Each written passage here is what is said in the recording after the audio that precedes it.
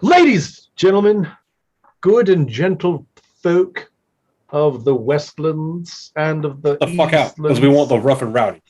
That's right. Get out of here. Welcome to the Black Tower Podcast. We are a Wheel of Time podcast, and you're here for one reason and one reason alone. You're here on this Tuesday and or Friday to receive graciously your weekly dose of taint.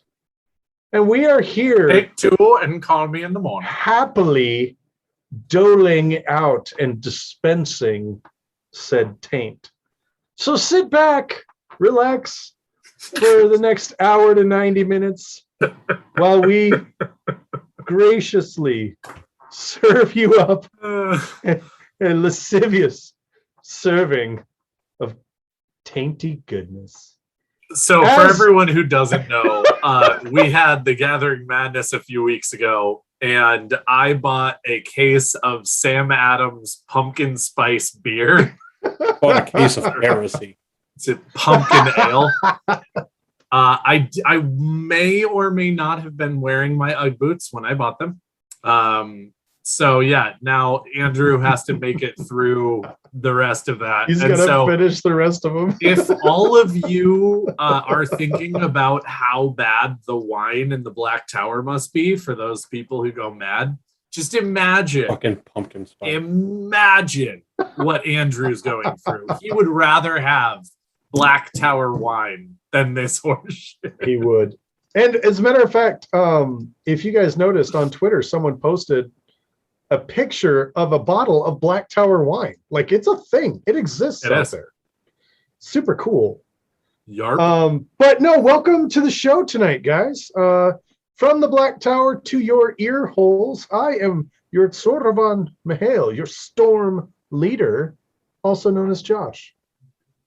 I am your Amun Khan Mihail, your flag leader, the one who waves the flag and sings the songs. Daniel. He's the bard. Yes. And I am Andrew, your Bajan Mahal, the butthole, the battle leader. Been a while since I made like an honest misspeak like that. Wow. Oh, Black Tower color guard. That's so good. I love it. Flipping flags, flipping rifles, flipping, marching around in circles. Oh, I love it. Coming up next, after House Flipper, Butthole Flipper. Yeah! Followed by renovation show, This Old Butthole. I collect cockatiels, and my husband makes rubber band balls for a living. Our budget is $38 million. Yeah. $38 million. It's always ridiculous. It is. It's so stupid. Y'all want to hear to talk about fuckery that happened to me today? Yeah, let's do it. Okay. Fuckery. The fuckery that happened to me, Dave. If you're in the Discord, you want a vanilla relationship? Should have already seen part. Kinky fuckery. Kinky fuckery.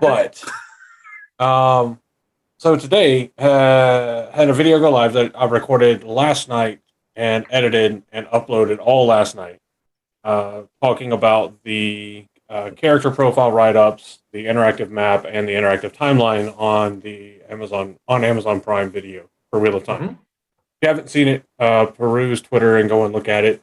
You have about, well, if you're listening live, you have about a couple hours before it's literally nothing but the trailer that's coming out tomorrow. So posted that. Go to lunch with the boss. Come back. As soon as I get out of the car, phone goes off. Email from Spectrum, my internet provider. Copyright infringement notice from my internet provider. Like, okay. That's heart attack worthy.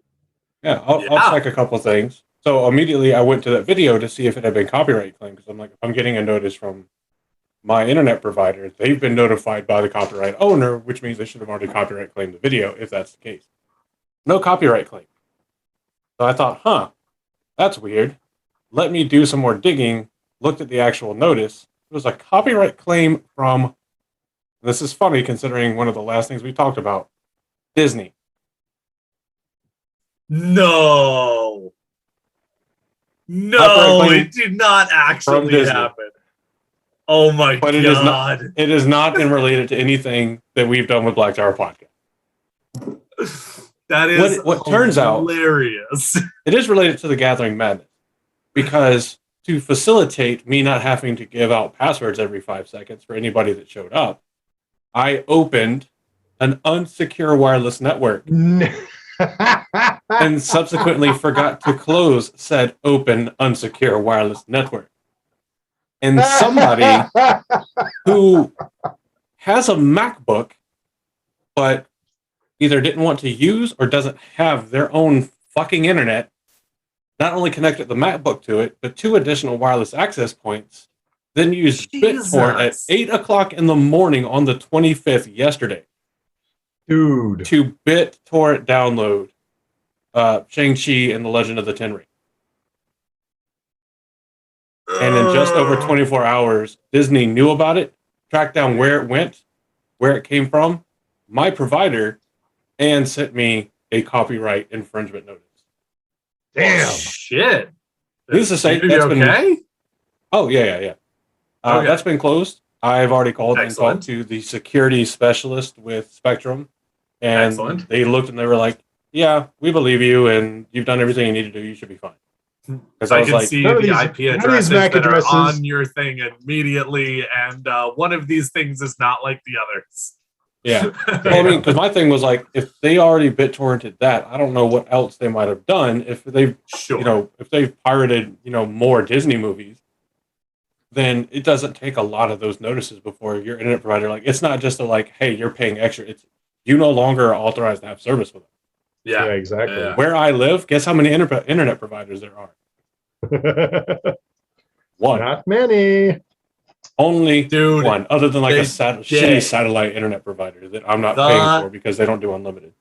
Day, I tell you what, the day that Elon Musk's Starlink or Google Fi gets to Los Angeles, I am ditching Spectrum, because they have not been total dog shit, but they have been not good the entire dog time shit. I've lived here for 8 years. And I have been patiently waiting for anyone else that isn't AT&T, which is worse, to be another provider in my area. I am not advocating the pirating of any content of any sort. Oh, absolutely. However, if you are doing things on the internet that you do not necessarily want your ISP, your internet service provider, to know about, check out today's also, once again, not channel sponsor, AnyVPN, wherever, whatever. I wasn't going to give them the name because they haven't sponsored us yet. That's fair. Yeah. When you don't want they your will. taint all over the internet, NordVPN. That's right. All right. So, and speaking of not getting a taint all over the internet, today's topic is a child, and therefore they should not Choppy- be getting their taint choppy all over the segue. internet. But I like where your heart's at. Which is why you don't post Zoom meeting invite links on Twitter, because Yep. there are children Terrible. that just bad. click links for the sole purpose of trying to put you on a list you don't want to be on. Oh yeah. Oh Because yeah. they think it's it's bad. funny to try to entrap people into that kind of shit. Well, it's Yes, not entrapment but- because they're not so- like enticing you, but they're just hopping in and doing it. Which is, Indeed. Why would you do But that? before we actually get to that, we do have a couple of things to talk about that we always talk about that are very important to us, that are near and dear to our heart holes. Number one being blacktowerpod.com. Please go there. Please find all of the things about us that you want to find. sorry for the quick interruption, but just wanted to take a second to make sure you knew about blacktowerpod.com. It is our very own website with very handy links for you to access all of your favorite Black Tower podcast stuff. Whoa, a break-in during a break-in for a plug? Yes, Patreon. It's a fantastic place for you to support your favorite content creators. For as little as $1 a month, you can throw some support our way and help us continue what we're doing here at the Black Tower podcast. That $1 a month will get you into our live recordings. We will also shout you out during an episode, and you get access to record a spoiler warning for our episodes that we will use. There are some other perks like our Sword and Dragon Challenge coins that you can only get by being a Patreon member.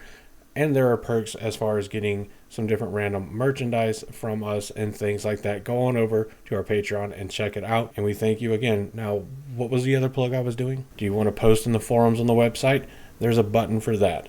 Do you want to join our Discord and talk to us there? There's a button for that where you can just click and join the Discord right there. One click and done. Do you want to check out our merch? There are buttons for those. If you want to see what we've been doing recently, there's a section called Dragonsworn On Demand, a calendar for the Black Tower. We thank you so much for checking it out. And now, let's get into the episode. BlackTowerPod.com. Go there. If you're not there, what are you doing with your life? I'm there. That was even guy's funnier. there. That guy's there. All of us are there. The thing was even funnier because on my screen, you just pointed off the screen. Yes. Because I think it records mine, and Josh is, from your perspective, at your top right as you're sitting. Yeah. So that guy, cool thing about this, that guy. and blacktowerpod.com, if you go there right at the top in the middle, you'll see this place that says, do you need new merch? We have not one merch store, but two. And what you really need to do is go see our latest design at New Creations by Jen. And you need to pick up a Flicker and Flicker and Flicker and Flicker and Flicker shirt. And you need to pick up a BTP Frosty mug. Hashtag Frosty mug. Frosted mug. And then you need a Two Rivers Sniper. Sounded like a stuck starter for a second there. Those are what you need. Those are mandatory merch items. And then the rest is like gravy. But those are the three mandatory items because those are my favorite ones. I mean, indeed. And again, while you're over there, make sure to stop by the Crystal Barista. Sorry to cut in again, but we got to take a second and thank our channel sponsor, the Crystal Barista. Make sure you head over to crystalbarista.com and check out all of the amazing rocks and minerals and the tools for rock hounding if you want to do it on your own that you can find there.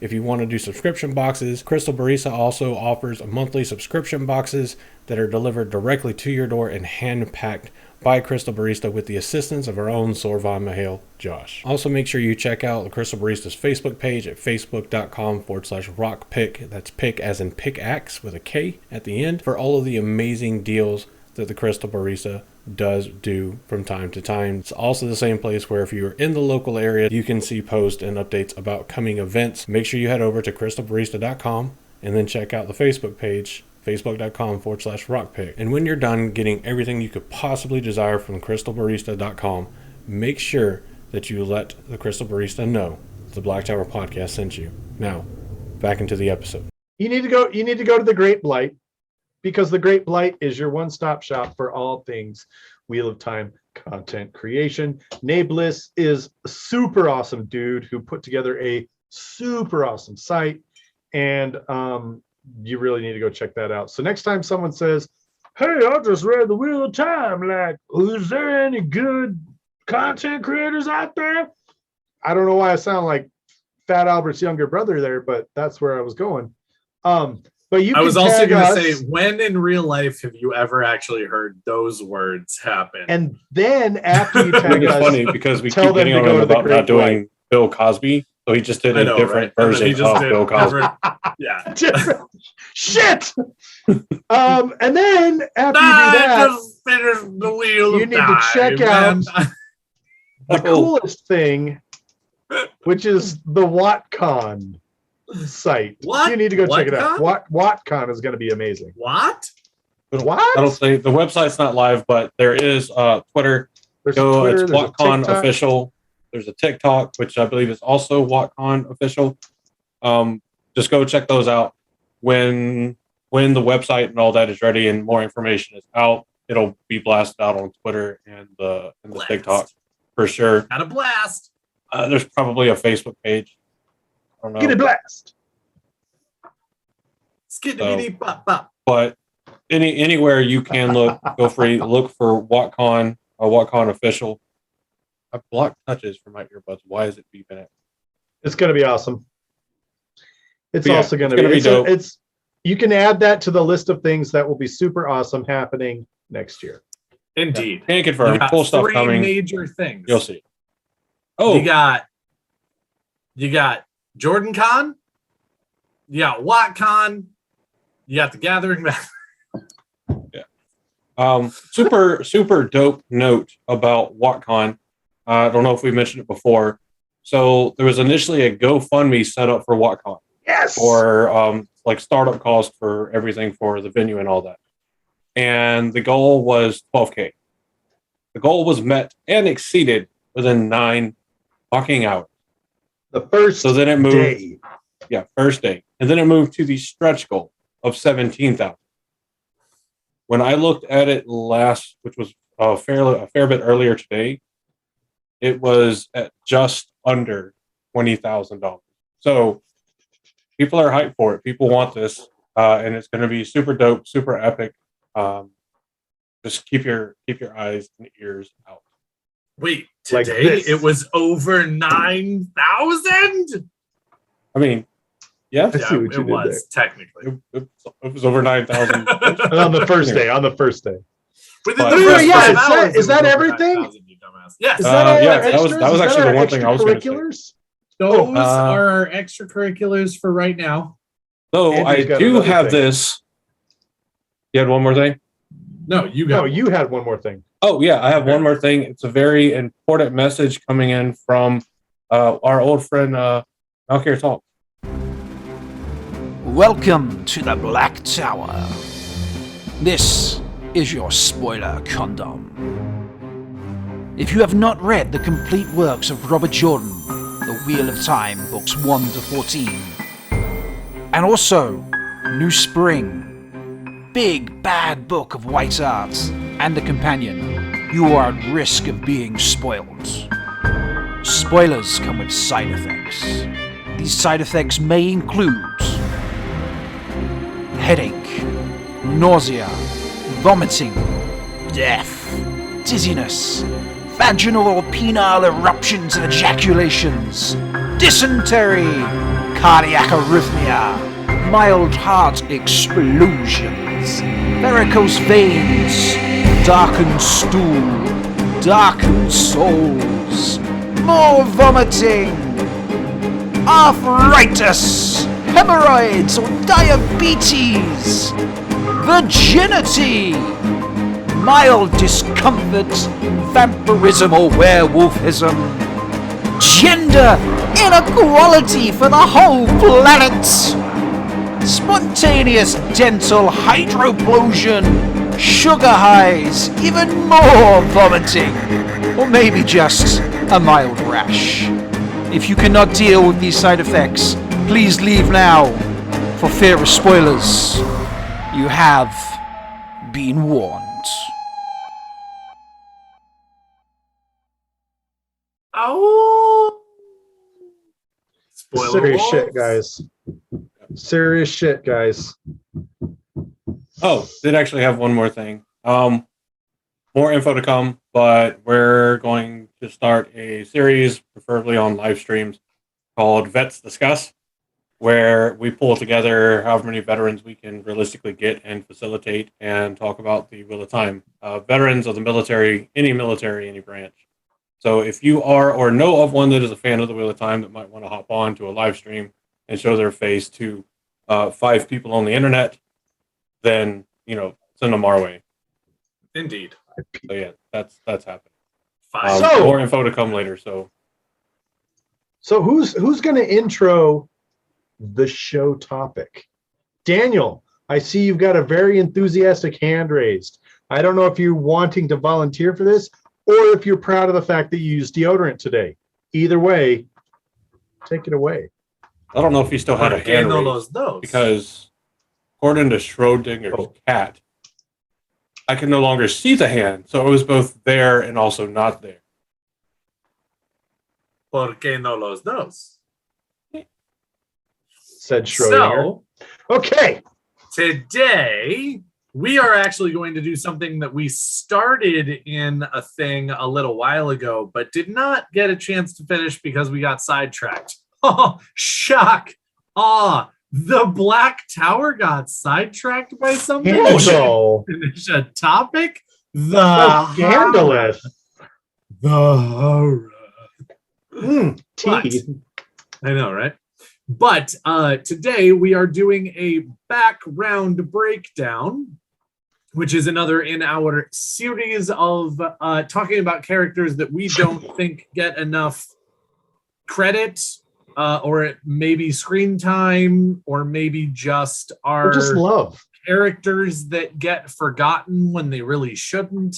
I feel like we need to kind of change that, because on one hand we've done things, people like Varen, who's fucking awesome, and then we also did Wyramon, who's an absolute little bitch. So we've done a lot of different things, and we like these characters, or we don't like these characters, or we want to talk about them. And today we are talking about Matt's little buddy, his son, who's not actually his son, the one, the only, the women catching, the horn sounding Original gangster.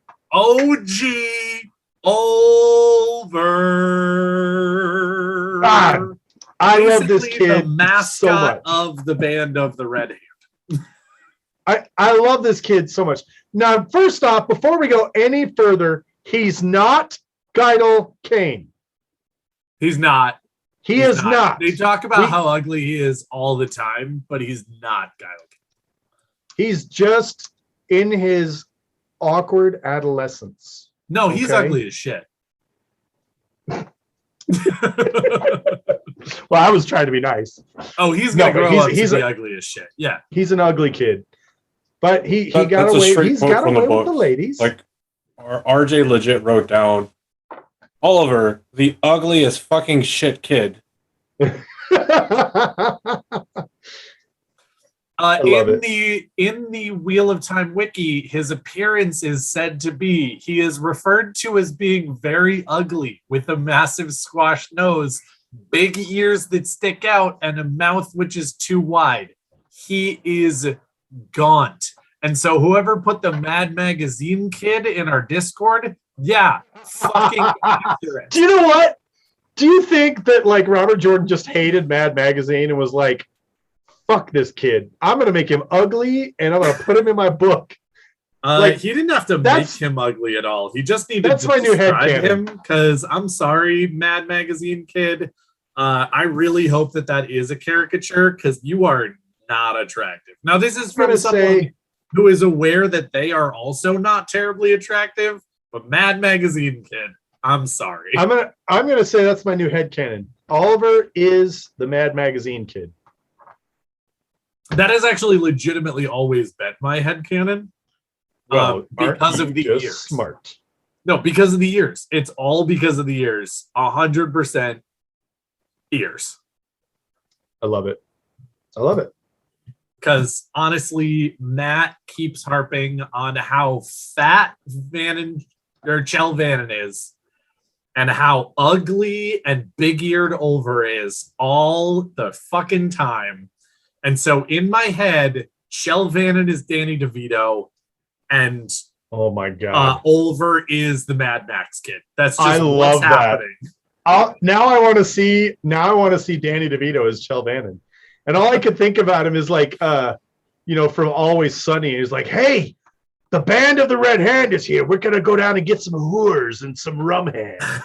Like, I love it. I want it. Oh needs shit! to happen. I dropped my Magnum condom to my For my massive Magnum dong. dong. This isn't about Chell I- Vannon. To be honest, I actually always Would you like an think of Chell egg Vannon. in these trailer times? I see what you did there. I always imagine him as Danny DeVito, and he's the Danny DeVito character from Matilda, and he keeps on selling horses that he's stolen for way more than they're worth by I lying love about it. them and doing things like driving down their mileage with a drill. Yeah. Where exactly I love do it. you stick the drill, roll back the odometer on a horse? And it's I don't want that butthole. answer. I thought that I was don't- actually I don't Questions want- really you're not obvious. supposed to ask, Andrew. Top 5 unanswered questions from the Wheel of Time. Number 5. How do you roll back the odometer on Bella? With Sidene. There's So, a theory out when there that we they've severely rolled forward the odometer on Bella in the TV show. Well, you know what? Whatever. So when we first meet Olver, he is a young orphan of the Carrion persuasion. When we last meet Olver, he is a young orphan. He has I was thinking the same thing. This poor kid, he's had a fucking rough life. In his possession, he has a knife and a rolled up copy of Snakes and Foxes, which his father made for him and gave to him. The game, not the Twitter account. Yes. Yes. Yeah. Before he was brutally murdered by the Shido. Fuck you, In fact, I am imagining that his dad pressed the knife and the Snakes and Foxes game into his hand and said, "Fly, you fool," and then just got murdered by the Shido. I hate you so much. It's my goal, Josh. Olver then becomes as we kind of said, he kind of becomes the mascot for the Band of the Red Hand. He starts off because Matt, despite his aggressive claims to the contrary, has a very large heart. And when he sees this young boy, he can't simply turn him away. So he hires him to be his errand boy, thinking he will drop him off somewhere nice later on. And Olver loves being in the Band of the Red Hand. Which, can I just say, I fucking love the idea that fucking Matt just comes out and he's like Sopranos style, like, hey, you're in the family now. I'm gonna pay you some money. You're gonna do some things for me. Don't ask what they are yet. I don't fucking know. But I will tell you when you're gonna do something. You go ahead and you take this right now. And then next time I ask for you, you come running. You come right up to me. You say, "What do you need?" I swear to God, if you say Lord Matt, I will kick you in the face. You just come up to me. You say, "Kiss my signet ring and fuck off." Kiss the fucking foxes and get out of here. Now, correct me if I'm wrong, but like the first time Olver sees Matt is after Matt beats off an assassination attempt. Mm-hmm. He definitely beats off an assassination. Very handily. And Oliver's like, yes, very cool. Handily. My dad couldn't do that. Yeah, it also was an assassination attempt. That's kind of fucked. It's kind of fucked up, but it is kind of true though, because Oliver is like, he's alone, he needs safe, and he sees Matt being a general badass, and he's like, that guy. Well, and if I remember correctly, in the scene, there are two things about that scene that are kind of dope. And I don't remember if it's this exact scene or very, very soon after. Matt is traveling with Avienda at this point, and when Matt gets has the assassination attempt happen, Olver jumps in to try and help near the end because he's so anti-Aiel that he sees Matt doing well and goes, "Cool, I'm gonna help." And Matt's I can do this what too. What the fuck are you doing, you little shit? Get out of here. You're gonna get yourself killed. Well, and then either later in that scene or in a very soon subsequent scene, Olver tries his hand at murdering Avienda. And she just flips him over, takes his knife, and goes, "You adorable little child. What did you think was going to happen?" I love, and this is one of the rare moments we get to see sort of the. So I'm really sad we don't get more interaction between Avienda and Matt, because I really feel like they would be like besties, right? Well, and the best part is Matt wouldn't even understand why. Like the very first interaction that they have is him saying something with utter seriousness and her going, "Ha, ha, ha, that was an excellent joke, Matt." And he's like, "What?" Or when they're outside of Saladar or they're traveling to Saladar, and Avienda comes in and she's like, I'm traveling with you and you can't stop me. And Matt introduces her to the band and is like, okay, so this is Avienda. She's a savage Aiel. She has her knife, but don't let that fool you. If she tries to kill you, she'll probably just end up stabbing her own foot. And he's trying to be a dickhead to her, and she starts cackling with laughter. Exactly. She's like, so okay, funny. I like you. Like, it's good. This guy right here, fucks. This guy fucks. Not fuck This him, guy but This fucks guy, with him. this guy fucks. So, but I all the like fucks with man.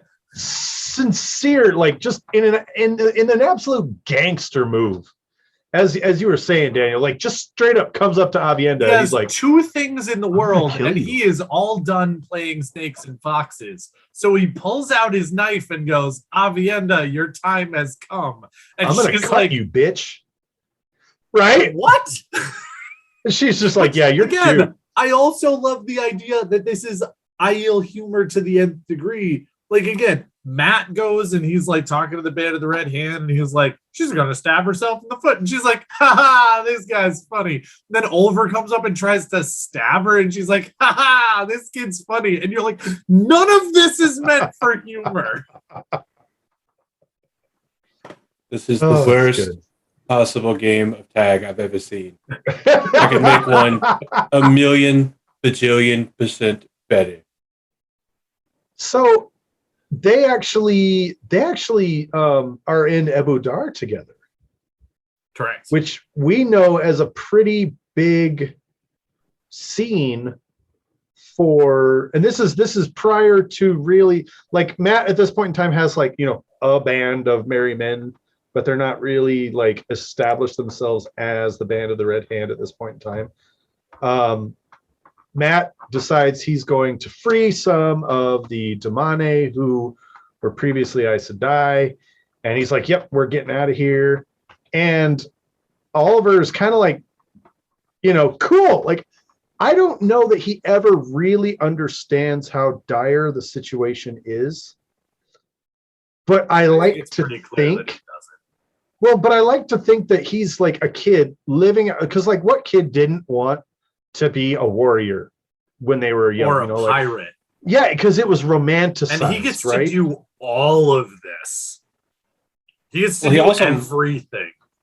He also makes at the Matt a perfect lot age of for money in Abu Dar, like That's far, right. like well before what you were about to get into. Because it's hilarious that he has a horse, or he rides a horse named Wind, because generally speaking, horses have to be broken to be domesticated, or it's called breaking, or I don't know. I'm not a Right, it is. Yeah, absolutely right. But that means that at some point in the past, somebody broke Wind,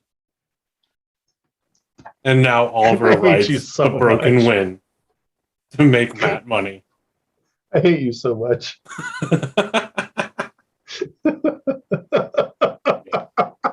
This has been another exciting episode of the Black Tower Podcast. Welcome to the Black Tower Podcast. Nothing but the highest of highbrow humor. Yes, That was actually quite a wonderful. jaunty I little jest thoroughly you enjoyed that. spoke there. But That was good. That was good. I could But have. no, but Oliver's good. Like his fearlessness, again, mostly through naivety. Don't get me wrong, but his fearlessness allows him to be an amazing jockey. Allows him to live with the members of the Band of the Red Hand and be happy, which is kind of why he becomes their mascot. Well, You and of know, course, again, it's also one of these things where Olver is at an age, as Josh said a little bit earlier, he's basically at the perfect age in so many ways to be sort of not completely, but mostly a blank slate. And so you have Matt coming in and teaching him all of these different things just by either by telling him how to live his life, or by just living Matt's life and having Olver watch. Talmanes, Nalisian, a bunch of the other Red Hand members, including, you know, Vannin, as well, including, you know, another couple of them that their names are escaping from me right now. They basically all adopt him as their like uncles, as their nephew. And they all go about going ahead and teaching Olver all of the real ways of the world. And Olver is a sponge. That's what he is at that time. And he is so down for everything that all of his uncles are telling him to do and teaching him and everything like that. And he learns quick. And so even though he is naive, and there is this, wonderful sort of showcase of that when he continually plays this thing that is the last tether to his old life, which is the game of snakes and foxes that his father, handmade for him. That is basically one of, if not his only remembrance of his father. And according to Matt, you cannot win the game of snakes and foxes. Well, it's a common cheating. knowledge thing in the world. It's one Matt of those things says that, but we do only ever get that from Matt. So what I'm saying is that we get from the narrator, Matt, that it is common knowledge, as you said, I agree, that snakes and foxes is an unbeatable game unless you break the rules. That the game, as it is stated with the rules that it has, is unwinnable. And yet, Olver continues to play and refuses to break the rules. And Matt sees this as he's not growing up, because when you know that someone is over their naivete is when they go, oh, you can't actually win snakes. The only winning move is not to play. Yeah, basically. Movie quote of the night. Yep. Who knows it? Who knows it? There we go. But yeah, so again, he still has this basically latched onto youth that never really goes away, especially because we find out later, and granted, this is more of an allegory and a metaphor for the fact that Matt is actually at the same time in real life beating the Aelfin and the Eelfin at their own game effectively, and winning snakes and foxes. Olver manages to, within the confines of the rules of Snakes and Foxes, the game, win the game. And of course, as I said, it's more supposed to be a fate has turned on its head kind of situation rather than it's actually a winnable game and Olver knew all along or anything like that. But it is a very interesting and wonderful piece of the story that I very much love that Brandon Sanderson added. Yes. Well, and so you've got Olver as the jockey. You've got him. He was actually smuggled out of Ebudar prior to Matt's kicking of the mad Shanshan hornet's nest. He spends, as you said, his entire time being trained by his uncles. And life, God, the kid had it rough. Don't get me wrong. He's an orphan. Life, please take that with all the grains of salt. But life is pretty good for him right now.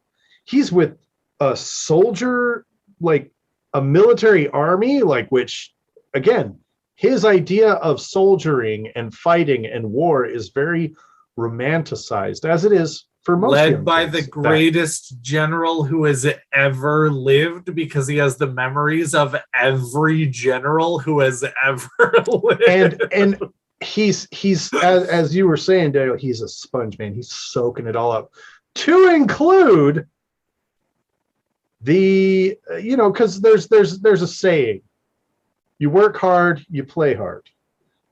And the band, they definitely worked hard and they definitely played hard. And Olver was learning some of these habits as well. He was learning how to play with the big boys. My name is Olver Cawthon. Remember, what was it?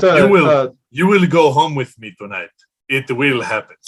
what was the baby Herman from Who Framed Roger Rabbit? Oh, You're telling Jesus. me I got a 50-year-old lust and a 2-year-old dinky. That's Olver. But the thing is like most of the women involved like assume his advances are just like childish naivety, and they're like, "Oh, come here, you big strong warrior man," and they give him a big old hug, and his head's right there in the bosoms, And he's just motorboating quietly. and he's like, and they're that's just like, like, "Oh, who stop taught it." you that? Well, And everybody's like, my favorite part is that Matt constantly goes, "Which one of you motherfuckers taught this kid how to do this?" And they all go, "Which one of us? not us, boss. Which one of us?" All right, listen here for a sec, James Bond. All right. But no, like that brings up a cool point. So one of the other nights, a couple nights ago, whatever, I think it was like 2 nights ago. Wheel Up Time, James with Wheel Up Time did his first live stream, and he picked a fairly big group of characters. It's like a almost 3 hour long live stream, and ranked characters. And when he got to Olver, the discussion was had about how Olver kind of forces Matt to mature. Because he does that, and eventually Matt realizes, I either need to do better or make sure fucking Spongy over here isn't there to see it anymore. So, Yep. Sorry. in addition to, me. being the reason why Matt is still in Abu Dar and him and the band get stranded there, he's also the reason that the Matt we see by the end is a bit more mature. Oh, absolutely.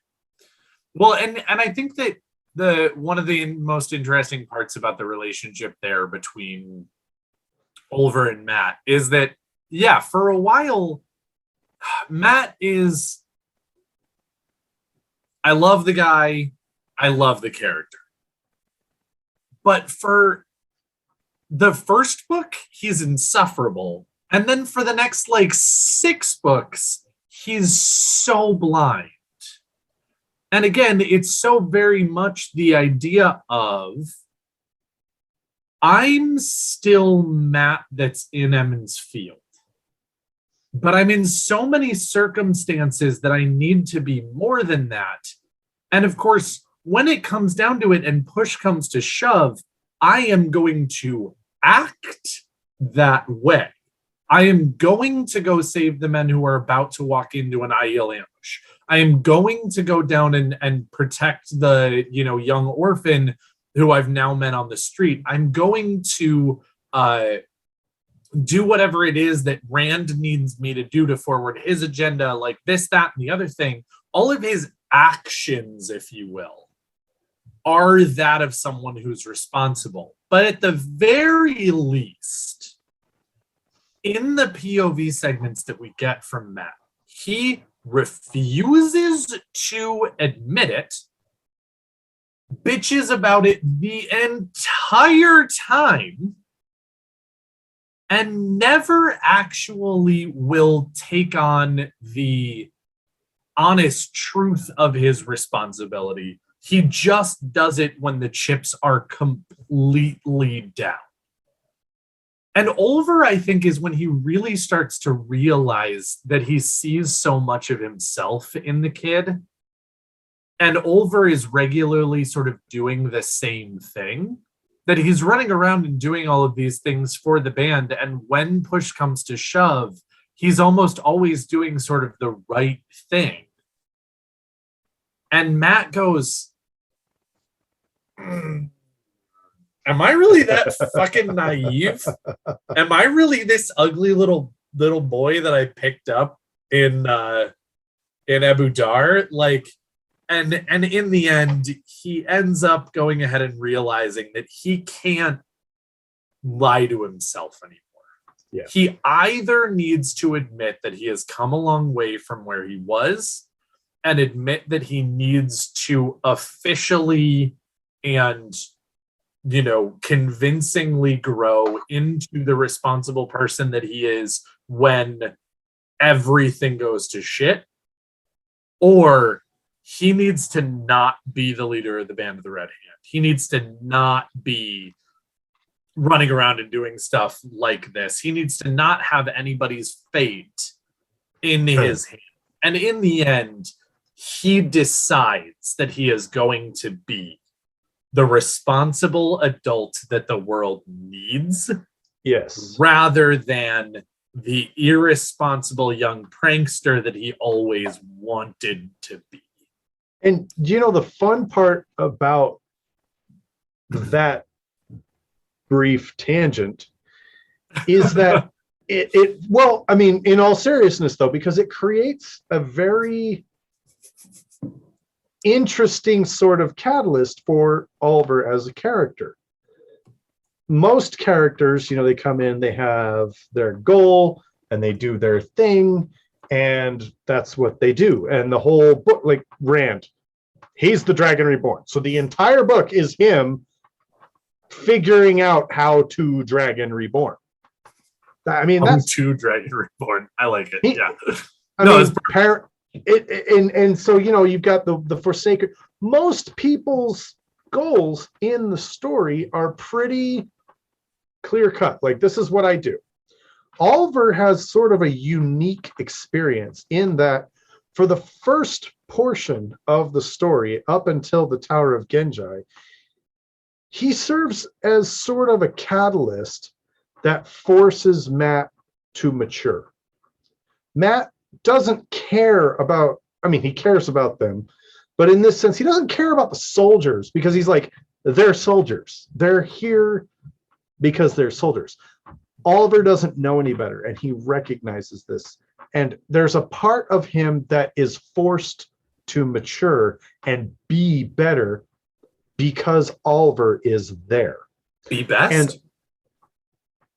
And Olver serves as that motivator, as that catalyst. However, Olver's story and purpose changes dramatically when we get to, and when we start moving into the last battle. And Andrew, how does it change? What is it? What does he do? What is it? What is the exciting fucking Spider-Man moment? I'm not gonna lie. I blinked for a moment there. Last battle over. What is his purpose? Oh, yeah, nothing big. Yeah, Horn of Valir. I'm sorry. What? Blows the Horn of Valir and confuse all the people that missed the fact that Matt actually died in Ruidion and is therefore no longer bound to the horn. Or the horn is bound to him. I love how that's almost a moment of his naivete coming back, and he's just like, fuck it, what's the worst that could happen? And it, again, just like winning snakes and foxes, works.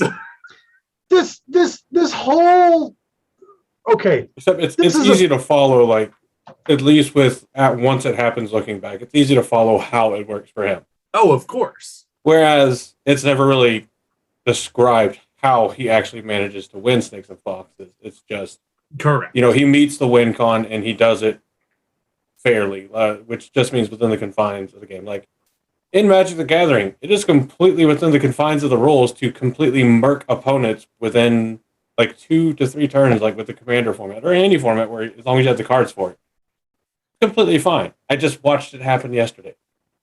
Dude got murked turn 3. Woof. Yeah.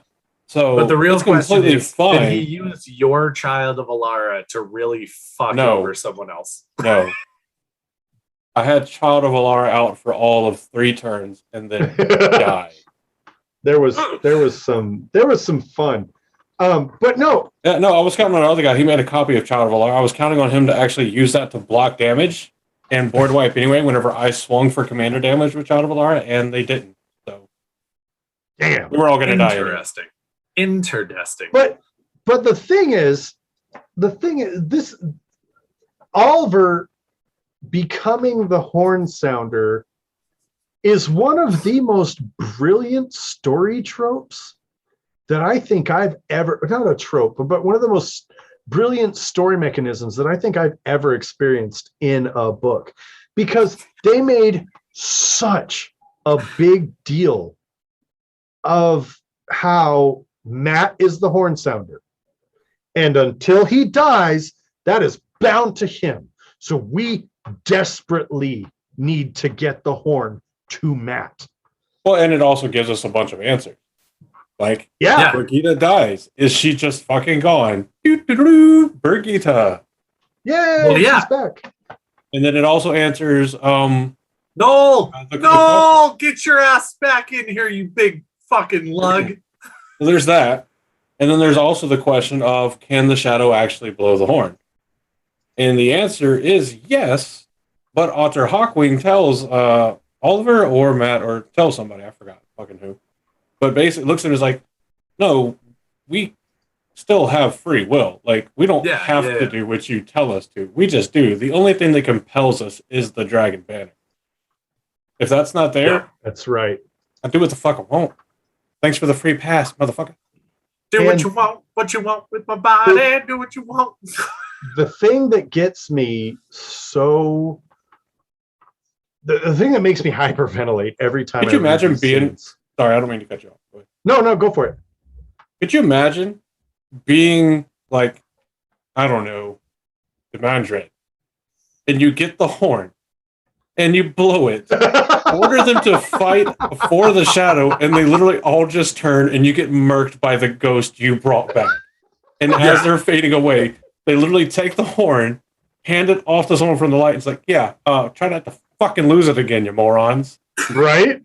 Oh, that would be perfect. Well, I also love... Now I kind of wish that would have happened. Now I almost want to imagine that the shadow also like learns that information, and they just make like an off-brand dragon banner. And then they're like... Dragon banner from Wish? Right? Instead of Gucci, it's a Gucci. Here. And then they blow the horn, and the heroes of the horn just see the banner, and they're like, look at this fucking off-brand bullshit. That's some Demandred bullshit. That's what he would do. When your coworker comes back from Taiwan and they're like, look at this Rolex I got. Why is the O acute? It's a Folex, my guy. Sorry. No, but so like one of the things that... Why does it say Rolex? Me. I didn't know Lexus made watches. One of the things that gets me here is that they have... Shouldn't that be Coach? I mean... Yep, there it is. There it is. You have the prison pocket and the coochie purse. No! Oh no, I ran out of change in my purse. Let me go to my other one. You're what? No! They're both coochies. I hate you guys. Smells like anyway, you get this situation where Fail is posing as the leader of supply lines, and she actually is running supply lines for the forces of the light. And I can't remember how they come across the horn, but they realize we've got the horn. Matt is the horn sounder. This needs to get to Matt ASAP. Like, this shit needs to happen right fucking now, because shit's dire. And if we don't get it to him, we will lose. Yarp. This is one of many nuclear footballs that are in play it's what makes Tarman Gaiden such an amazing battle. They are sending gateways, they're sending supplies through gateways. That's how they do. And at one point in time, one of the gateways gets fucky.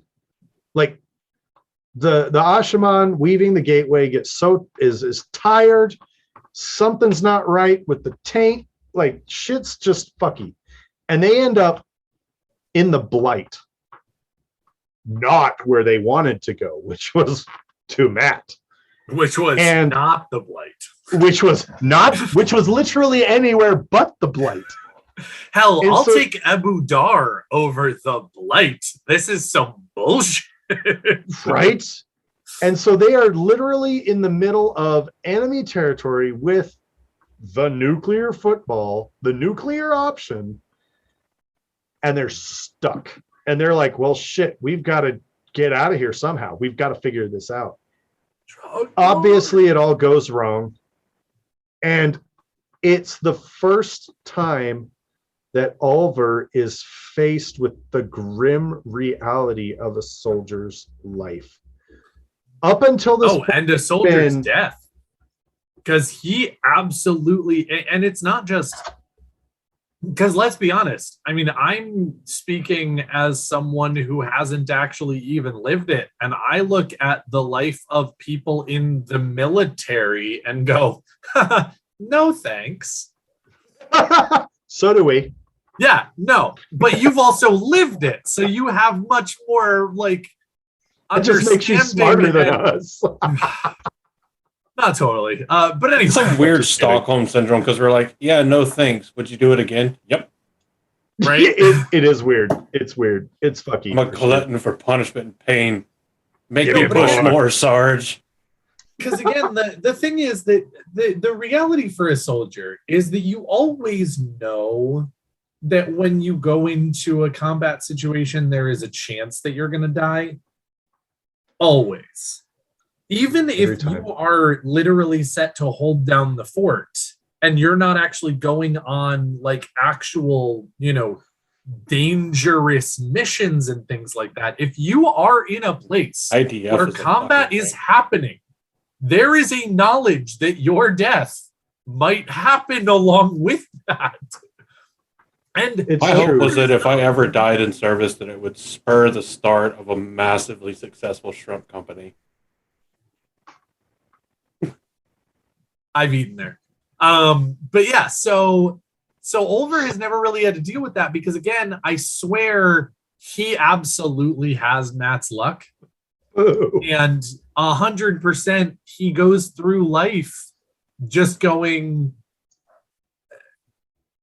okay, but this is all the romantic parts of it. I get the girls, I get to party, I get to pretend to make camp, I get to sleep in a tent out under the stars, I get all of these role models that are, running around teaching me about life and blah, blah, blah. But then at the end of the day, Matt puts me in the least harm that I could ever be in. He plays snakes and foxes with me, all of this different stuff.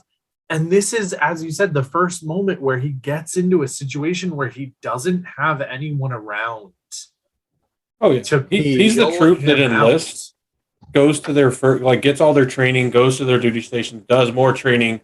They're in for 5 years, and they're like just enjoying life, enjoying the benefits, and then They get their first get deployment. they get called into the E9's office, and it's like, yeah, We're here's going your to Fallujah. yeah, or you're going to Kandahar, Yeah. Right. It's and just they're just like, oh, they get busted, right? They get busted. They get caught, and Fail basically says, "We're not making it out of this one. So here you go, kid. Here's the horn. Jump on Bella and get the fuck out of here." Yeah. And he rides like the wind, and it's still not enough. Right. And this is one of the scenes that just breaks me over and over and over again. Because if there's one thing I hate more than anything, it's the cheap trope of putting a child in danger or killing a child for cheap scares in the story. she But- literally pulls the "I'm sorry, little one" line on Olver. But this is done so well because not only do we love Oliver, like all of us are Band of the Red Hand ready to fucking die for Oliver. But Little band of the little red fucking hand, motherfuckers. we also all know that Olver's a gangster. He's a badass. And we're rooting for him. We want this little fucking gangster to figure out a way out of this. And he doesn't. He ends up in a literally small, between a rock and a hard place. literally. Oh, but he does though, because he hides like a little bitch for a second and then comes out with like 2 giant Uzis just mowing down McBain. It's not McBain style. You know, when in the original Age of Empires, those cheats that you had where you could get a car that was stupid fast with a rocket launcher on top? That's what he brings to the table after he goes, you know what? I got nothing to fucking lose. And just goes, I wonder what would happen if I just did this. But here's the thing though. So he blows the horn, right? He doots the shit out of that horn. Everybody else on the battlefield notices a mist gathering and ghostly people like riding out of the mist and they're killing like, the fuck out of everything. Did he just call him Mashadar? This piece of shit. Olver is still trapped in that little cleft. Trollocs clawing at him. Like, how long was he there? Now, again, it says that one of the spots of light breaks off from the rest and just speeds off. And everybody's like, where's that one going? Oh, I don't know. Let's just keep fighting because now we're winning. Right. And again, like, so I'm broken once because Oliver's by himself in a cleft, like thinking he's dead. And then Noel, hero of the fucking horn, Noel comes back, saves him and pulls him out and then puts him up on his horse and rides. I'm sorry. You misspelled Jane Farstrider. Jane Farstrider. It's such a big scene to me because Not to be confused with Jim near Stumbler. It's just such a big scene, and God, Michael Kramer's reading of that is just beautiful. It is poetry. It is audio poetry because he talks about of everyone who left him, Noel came back, and God, if that doesn't tug your heartstrings, you don't have one. You don't have a soul. Because damn it. Well, I do have. Damn it. So. Yes. Well, if it doesn't tug your heartstrings, it better tug your beard strings, motherfucker. No, it's a good scene. I like it. It's good. I never really I like Olver. Yeah. But I never I just don't resonate with child characters that much. Sure. So I never had the attachment to the character to where oh no, he's going to die. I'm just he's going to die. Just like everyone else. Just like everyone else in this chapter. What happens when a today, frog gets hit by lightning? The same thing that happens to everything else. You know how badass Holly Berry had to feel saying that line? And how dumb it was? Oh, yeah. But no, it wasn't that same movie. Never mind. I was about to say, but she gets to kiss Hugh Jackman, which is a win in not everyone's book. Different movie, yeah. But it is in a different movie. So. Same series, but different movie. Yeah. No, so anyway, then Olver kind of wraps up his arc as savior, one of the many saviors as Horn Sounder battle as Horn Sounder, and again it just kind of it brings this theme in the Wheel of Time back that there's no everything one old is new again. There's no one person who saved the day who is there's no Jesus character. There is. But there are also 12 disciples, and they're all very important. Yeah, I mean, okay, yeah, exactly. If we want to go there, but it's like there's so many people who work so hard and sacrifice and give up everything, And the fact that Olver, as a child, is a main contributor to this is just in one of the most brilliant ways. It's one of my favorite story mechanisms in the show, or in the books. And I'm really excited to see eventually in the show. Yeah. And I'm really excited to see Olver in the show as well, because I know I'm going to lose it the second I see him. I'm going to be like, it's Olver. Like, okay. But anyway, that's me. I know what happens to you. It's going to happen a lot with the show. Yep. That first time we see Rand smile. Ugh. Oh, no. Okay. What else is there? Did we cover everything? Did we get everything with Olver? Damned smile. The only thing that's left is you get that kind of heartwarming scene towards the end where he's just sitting on the horse with Noel. No. And by the end of it, Birgitta sends him away, or has sent him away with some trusted soldiers to find a place nobody would look, a place that even Olver could forget, and toss the Horn of Valyr into it, preferably the ocean. And it's presumed that he's off doing that. Yes. Yeah, I remember. It wasn't the guards heroes of the Horn as well. Possibly. I don't know. I would. Or are they just a couple of guys that? Yeah, I don't know. A couple of I think it'd be guys who were up to guards, no 'cause, good. It's who just are two starting wild and to crazy make guys. Trouble in the neighborhood. Because even though Got it's in not one little expressly- fight, and Birgitta got scared. He said, "You're moving with Olver to toss the Horn of Valyr." No, it's never mentioned, but like the heroes of the Horn almost treat it like there is like a time limit to how long they're there, or at least like purpose driven. Like they can't just hang out. Yeah. outside of Teleron. Like they can't just hang out. Yep. So I would imagine actually- that it's like guards that Birgitta knew, given her very recent rejoining to the heroes. Well, I'm imagining that they're Andorian guards that she had watching Elaine, because she put together a pretty fucking dope force of kind of sweet women who None of were that ever watching backfired over at all. And None of that ever went bad, ever at all. No. Nope, not even once. Nothing bad ever happens. I also like, just comment, talking about when you've got a time limit as a hero of the Horn on this plane.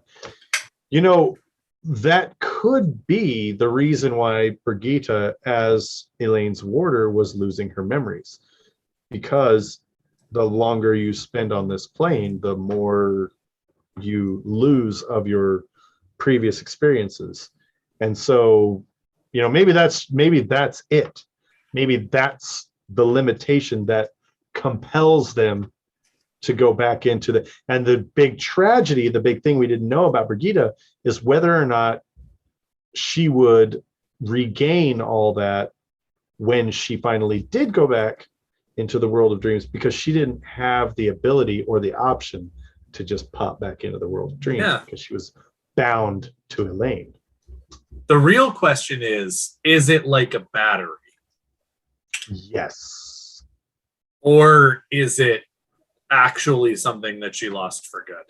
Because I feel it's more like a battery, that as soon as she actually makes it or ends up back in Teleran, we think that it's all over. Because, of course, she does not make it back to Teleran in a very nice way. But when she comes back, she says she got it all back. Yes, exactly. Yeah. And so it's more like a battery than it is anything else. Once you actually go to Teleran, you plug in, you get all your memories back. You now, come the back. Teleran comes in a little glass vial. And the little glass vial goes into your head. I don't think that's like their limitation or like their consequence or a consequence of any of the heroes being back. I think that's a consequence of her unnatural rebirth into the world. No, exactly. Absolutely. So, that could very well be too. So I just think that Arthur Hawkwing has a time limit where he gets bored. He has ADHD and he's just like, all right, guys, time to go home. And they're like, we're still in the middle of a battle. And he's like, not mine. I'm out of here. Nope, I'm Not done. my monkeys, not my circus. I've seen my third Aes Sedai. There's still a thing. We got to go. He's like Walt Disney, but it's just Aes Sedai. Are the Aes Sedai still here? Whoa. Put me back in the ice. I'm sorry. What are those women who can channel over there with the collars on? Because I'm going to stick around to see that. Well, wasn't he the first one that... He was the first one that instituted the demonic. No. It was across the ocean. They presented the collars to him. The Aes Sedai made him one. And he was like, sweet, this is fucking cool. And then he enslaved her with it. I do not Pretty sure remember that's how that, it went down. but I believe you. I do not remember that scene, but I believe you. The first one was made Tuon by was Diane talking Sedai, about- a Seanchan woman who wanted to assist Luther Pendrag Mondwyn in his consolidation of the continent by giving him an instrument to control female channelers who oppose him. She So was it's not later collared Arthur. herself by an Adam, and it is said that her screams shook the towers of midnight. That's what I thought. I thought That's that it what was it was. across No, the you're right. ocean in Seanchan, and that it wasn't actually that Arthur Hawkwing Pendrag never actually saw the Aes Sedai or just really women who can channel. I knew The, for sure be that taken. the Aes Sedai that made it was then in turn had it turned Correct. against her, Yes, that absolutely happened. which is a bit like it's never justified, but that's a bit of karma. A little It bit. is. Oh, absolutely. It's like no one ever being like forcibly controlled is justified. Yeah. But at the same time, I totally pick. Here's what you put down, and I am picking it up because Here's I mean, here's this she literally thing that made her will own totally manipulate the hell out And of got me, caught. but don't use it against me. Fucking Never give somebody the tools for your own demise. there's wisdom right there. Okay, so final words on Olver. Final thoughts. What do we think? Big horn energy. Those are my final words on Olver. He's got big horn energy. That's what I'm saying. Dude, I love it. He's in the I'm unique gonna- place of being the only person that had an entirely wonderful time in Thailand's palace. Oh, woof. Accurate statements are accurate. God. So, Which is Olver key has- because Matt is fucking struggling, and that's Yes. a key moment where he's like, "Oh, I fucked up. He's I taught him to what? be this way. I fucked He's what? up." He's fucking struggling? yeah. Struggle? Fuck? No. No. He's struggling. No. fucking? No. I'm not making the joke. I'm not. It's in poor taste. I'm not making the joke. Bad. Dude, Andrew, don't you do that to me. We make all kinds of jokes in Forzanes. Nope. No, but I I'm not appreciate doing it. you. As long as something is being recorded, I am not Only making the joke. highbrow humor here. I appreciate that, Andrew, you are being the Matt of this podcast and you are growing. Okay, so my final thoughts on Olver is Because all the that people he I has have to fucking talk to every day. 3 things about him that are inherently unique to him. One His that we ears discussed prior His is mouth. that and his face. is that he seems to have a dual purpose in the story. He forces Matt to mature and he sounds the horn and it's beautiful. 2, he's the only one that we know of to win Snakes and Foxes. Accurate. Well, That is a claim to fame. he wins And- Snakes and Foxes the same way somebody playing Call of Duty wins Call of Duty Maybe. matches. Maybe. But he did it. Where Matt goes and no, I'm not diminishing what he does. Fucking camper. And then the That's final why one he's in the is rocks. that He's just camping. He's training all the zombies. He seems to be mirroring or following in Matt's footsteps in many ways. He joins the band of the Red Hand. He's learning from Matt. He's learning from the band. And eventually even Matt caves and is like, okay, you know what? If he's going to learn these things, he's got to learn these things to keep his head on his shoulders. Like, because I don't want to have a kid dying on my watch. I can live with him being Mickey Mouse eared. I cannot live with mirror. Yeah, there's the mirror of with him being. There's the mirror of the towers. A womanizing little bitch, but. And there is the mirror of them both being horn sounders. And I almost wonder if, because as we know, we saw the pictures for the TV show, and Matt struggles with, is he a good person? And a lot of people are kind of interested here because, you know, in the TV show they talk about his parents may not be the savoriest of characters. We've always known that. And so now we go, okay, is this going to be something that they use to help tell that story? And I'm really looking forward to that. So every year fucking at Beltane, that's it. That's Olver. Every year at Beltane, I win the quarterstaff competition and get the most money for selling horses in the tours. That's right. Dude, we've already talked about the fact that Abel is fucking Don Corleone. He's a gangster. So what do you guys think about Olver? Ring. Where do you think Matt learned that shit? Get out of here. That's a coffin move for sure. Coffin family move. What do you guys think about Olver? Leave it in the comments below. Make sure you like the video. Make sure you like the podcast. Make sure you subscribe to the video. Make sure you subscribe to the podcast and all the different. Make sure you run naked through the forums. Things. Run naked, dance naked around a fire. It's good for your mental health. Jump in the Discord. Follow the Twitter. Follow the Instagram.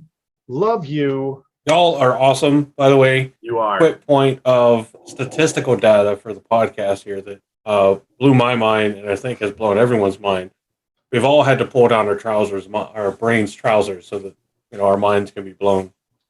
But in the month of October, our YouTube channel gained 68 new subscribers. So it's 68 new people that are being exposed to the taint. Thank you guys so much. We love you for it. And tell your friends, because no one should enjoy the taint alone. Or Agreed. But expose others to it as well. Yeah, I was going to say, you can do whatever you want with the taint, but people may judge you if you judge the taint alone. Yeah, taint loves company. I love it. That's why we have a whole tower. Well, interesting idea. If we still have a few minutes. If you took the horn away, what would be the point of all of it? I just said that. Did you? He's the catalyst that helps Matt grow. Yeah. We did talk about that earlier.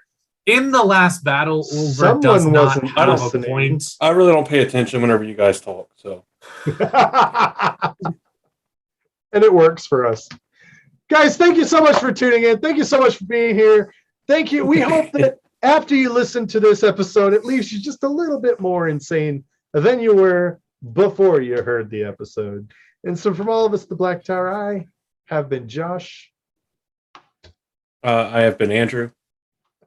And I have been Daniel. And from all of us here at the Black Tower, please join the Patreon, because then you can see what the fuck we're laughing at here at the end of these episodes by joining the live recording discussion. We hope you're having a wonderful, whatever morning this is for you, whether it's Tuesday at 9:30 at night, whether it's Friday in the morning, whether it's Friday at midnight, who gives a shit? We hope it's going great for you. And in case we don't see you again, good afternoon, good evening, and good night.